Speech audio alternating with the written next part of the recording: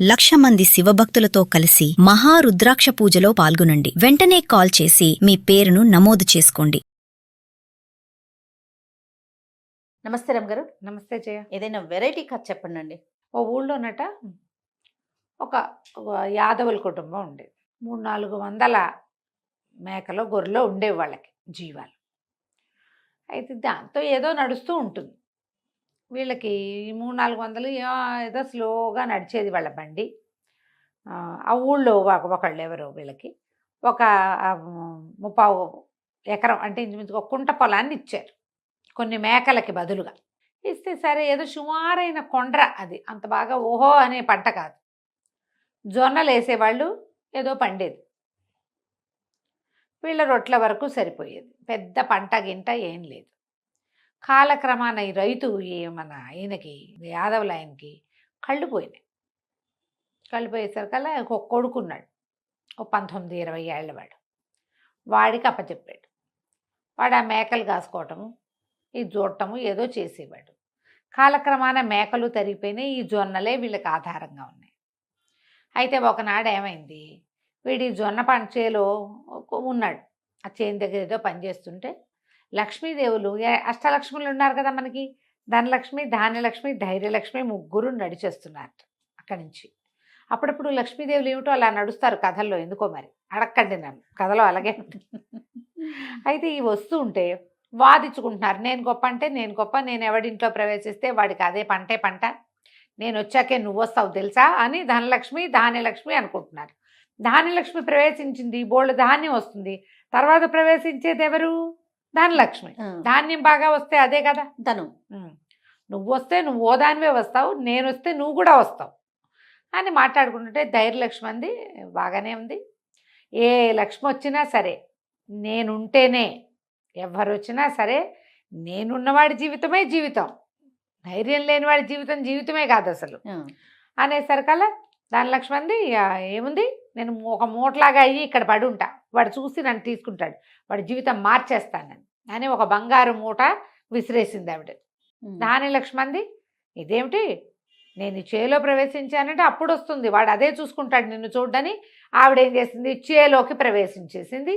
ధాన్యలక్ష్మి ప్రవేశించంగానే ఏదో సుమారుగా 7 ఏమంటారంటే పాడుకొట్లాడుకుంటూ ఉన్నటువంటిది ఈ జొన్న చేను రయ్యమని విరిసిపోయి ఒకేసారి జొన్నలు ఇంతంతలా కంకులు వచ్చేసినాయి. నిండుగా పిప్పళ్ళ బస్తాలాగా జొన్నలు కూరేసినట్టు వస్తాయి కదా, కంకులు వస్తాయి జొన్నలు.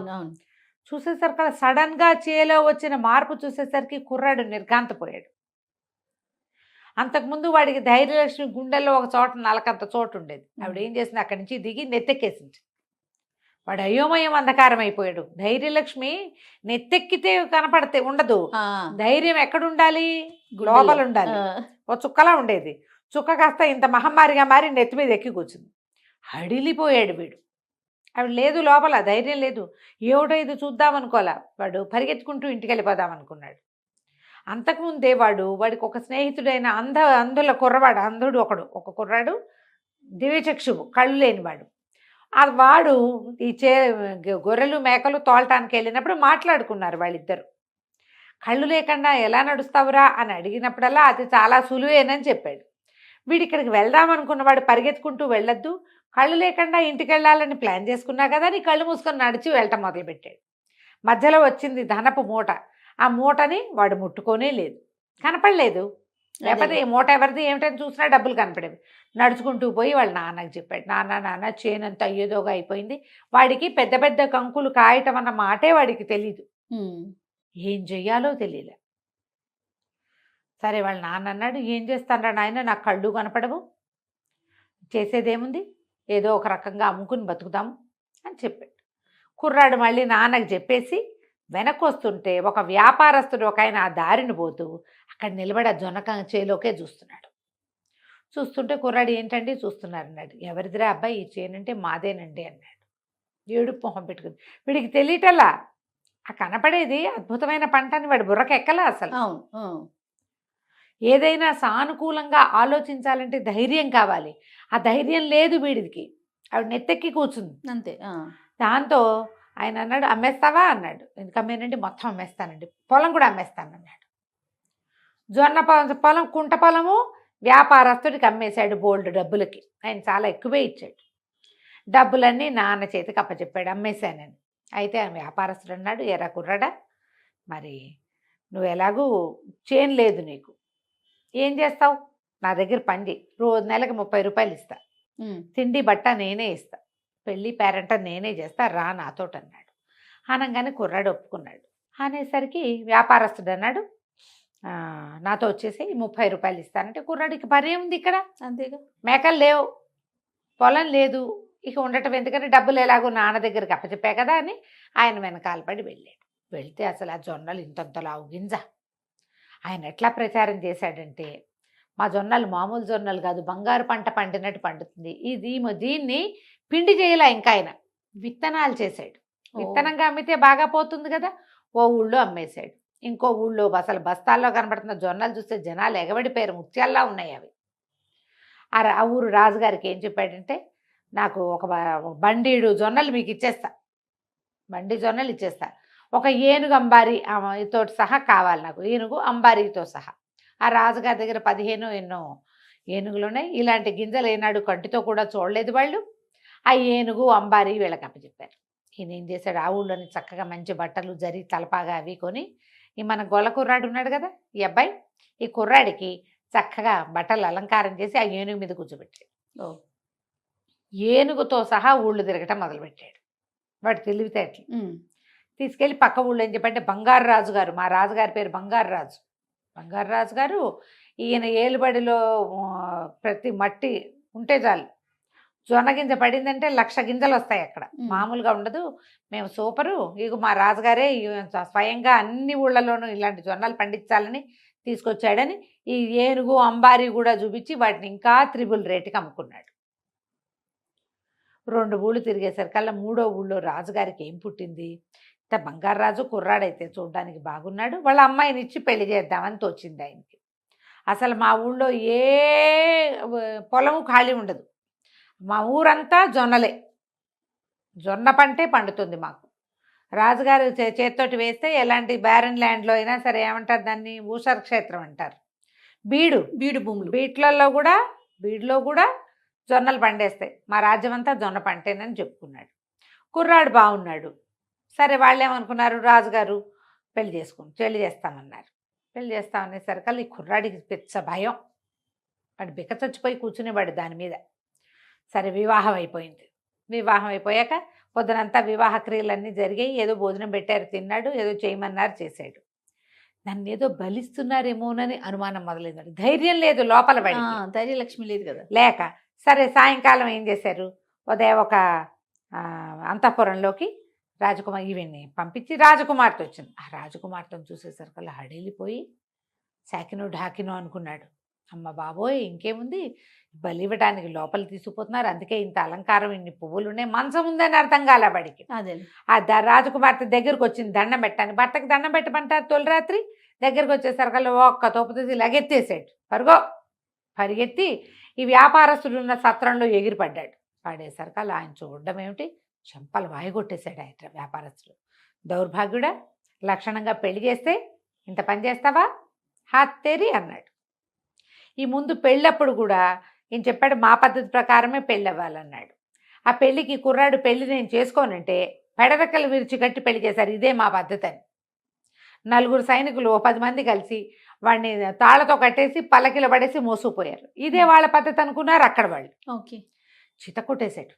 చితకొట్టి, ఇంత చక్కటి సంబంధం చేస్తే పెళ్లి చేసుకోవా, నాకు రావాల్సిన సొమ్మంతా పోగొడుతున్నావు నువ్వని ఈ రాజుగారి దగ్గరికి వెళ్ళి ఏం చెప్పాడు, మా రాజకుమారుడికి చాలా లెక్కలండి, అసలు విత్తనం విత్తటానికి టైం చూస్తాడు, రాత్రి ఏనుగు తొండాలంత ధారలతో వానబడిద్దిట, అదే ముహూర్తం అండి, వర్షాలు పడేటప్పుడు పునఃసమాగమం పనికిరాదండి, పునఃసంధానం. ఆ రాకుమారుడు ఒప్పుకోలేదు, బంగారు రాజుగారు అని చెప్పాడు. రాజుగారు ఆశ్చర్యపోయి ఇదేమిటి అని, వాన పడిందా లేదా చూడలే. ఆ ఊళ్ళల్లో ఏమిటి, రాజుగారి ఇల్లు ఒకటే ఉండదుగా, ఆయన కోటలో ఉంటాడు, అంతఃపురం వేరేగా ఉంటుంది. మళ్ళీ ముహూర్తం పెట్టించారు పునఃసమాగమానికి. సరే మళ్ళీ ఏం చేశారు, 2వ రోజు రాత్రి కూడా ఈ కుర్రాడు మళ్ళా యువరాణి దగ్గరికి వెళ్ళేసరికి ఆమెను చూడంగానే పరిగెత్తేశాడు. పరిగెత్తి వేరే చోటకి పారిపోవటం తెలియలా వాడికి.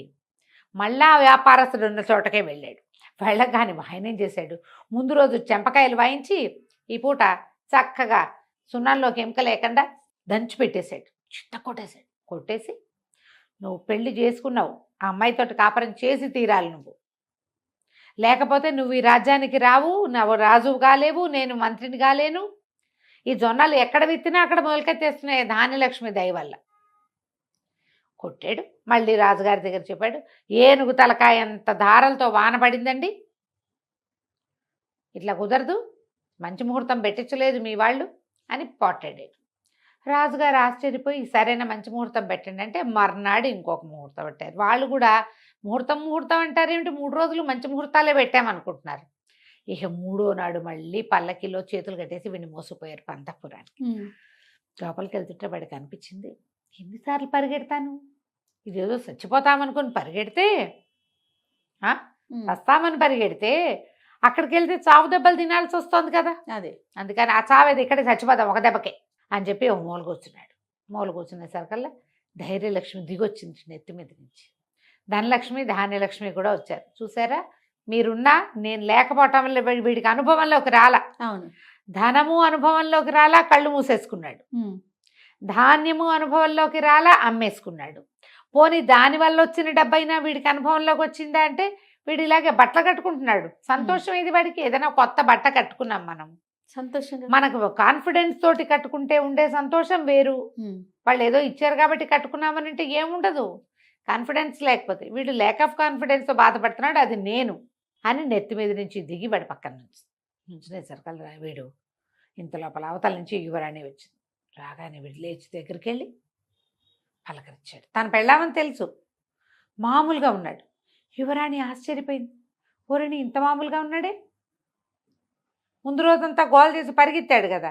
సరే భార్యాభర్త దగ్గరయ్యారు. ఈ అబ్బాయి చాలా స్థిమితంగా ఉండిపోయాడు. మర్నాడు పొద్దున చాలా సింపుల్గా రాజుగారికి, ఈయన ఒక వ్యాపారస్తుడని,